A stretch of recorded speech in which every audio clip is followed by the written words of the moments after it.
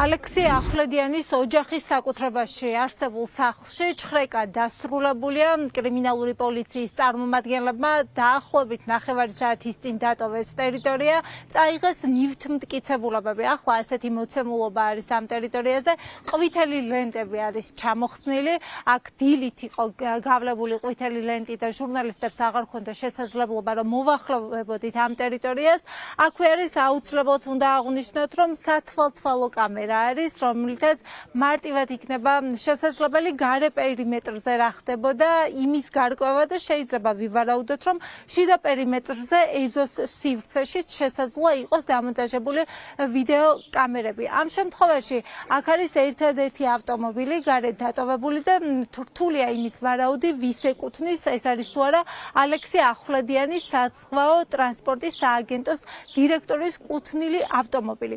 ჩვენ როგორც უკვე გითხარით, მოვედით, ვიყავით დღის განმავლობაში აქ და რამდენიმე წუთის წინ დატოვეს კრიმინალური პოლიციის წარმომადგენლებმა შენობა, თუმცა რთულია იმის თქმა, ახლა სახლში რჩება თუ არა ვინმე, რადგან როგორც წესი უნდა ესწრებოდეს ოჯახის წევრი ან ადვოკატი ჩხრეკას და როგორც ვიცით, ახვლედიანის ადვოკატი საგამოძიებო მოქმედებებს არ დასწრებულა, ის ახვლედიანთან მოვიდა იმ დროს, როდესაც ის უკვე თბილისში გადაიყვანეს და ამიტომ შეიძლება ვივარაუდოთ, რომ შესაძლოა ჩხრეკის დროს ოჯახში ყოფილიყო რომელიმე წევრი, ნათესავი, შესაძლოა ახვლედიანის შვილიც, თუმცა მას მერე რაც პოლიციელებმა დატოვეს საცხოვრებელი ბინა, სახლიდან არავინ არ გამოსულა, რამდენჯერმე ვცადეთ ჩვენ რომ გაგვერკვია იყვნენ თუ არა სახლში, თუმცა არავინ არ გვპასუხობს, ამიტომ რთულია ვარაუდი, სად არიან ახლა ახვლედიანის ოჯახის წევრები. ასევე რთულია იმაზე საუბარი, გრძელდება თუ არა გამოკითხვები საგამოძიებო უწყებაში, რადგან დილიდან იყვნენ გადაყვანილები ახვლედიანის სახლში მყოფი პირები, ვინც გასტროლის ეპიზოდს შესაძლოა შესწრობდნენ ან წინა პერიოდს, ამიტომ დილიდანვე იქ იყო გამოკითხვები, ახვლედიანის თავდაპირველად საგარეჯოს რაიონულ სამმართველოში იყო გადაყვანილი და შემდეგ გადაიყვანეს თბილისში. იქ კიდევ რჩებიან თუ არა გამოკითხვაზე რომელიმე წევრები, მათ შორის ოჯახის წევრები, ეს ინფორმაცია საგამოძიებო უწყებისგან ჩვენ ამ დრომდე ვერ მივიღეთ. მიმდინარეობს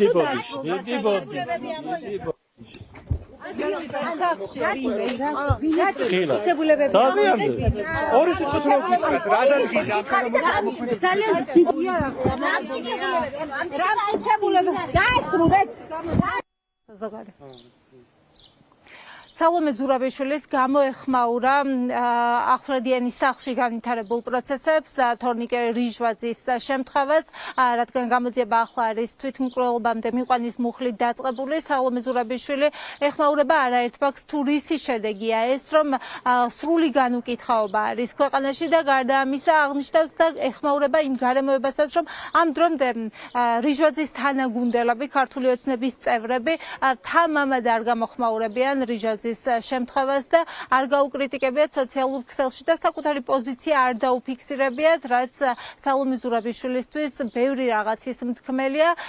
ზურაბიშვილი ამბობს, რომ ის რაც ქართული ოცნების შიდა კულუარებში ხდება, ახლა შიდა დაპირისპირება აქვს და ეს უკვე ვეღარ იმალება და საჯაროდაც ხატი ხდება. ქვეყანაში სრული განუკითხაობა, ყველაფრის უფლება საკუთარ ხელში აიღეს იმ ადამიანებმა, ვისაც მართველი პარტია ჰქვია.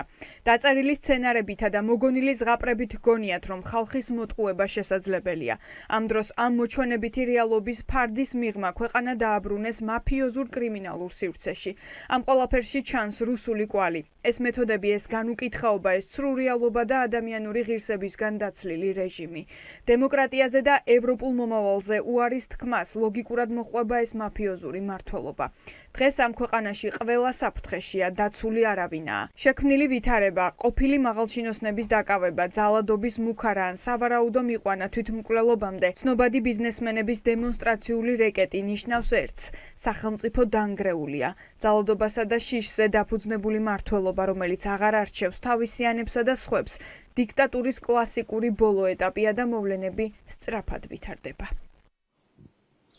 ამ ეტაპზე რიჟვაძის საქმეზე ერთადერთი პირია მასპინძელი ალექსი ახვლედიანი დაკავებული, მას იარაღის დაუდევრად შენახვას ედავებიან და ეს ითვალისწინებს ან ჯარიმას, ან 3 წლამდე პატიმრობის თავისუფლების აღკვეთას. Როგორ გაგრძელდება რიჟვაძის საქმე, გამოკვეთს თუ არა გამოძიება, მაგალითად თვითმკვლელობამდე მიმყვან პირებს, ეს რა თქმა უნდა უცნობია და გაირკვევა მომდევნო დღეებში. ამასთან უნდა აღინიშნოს, რომ ახვლედიანს სავარაუდოდ ხვალ წარუდგენენ ბრალს.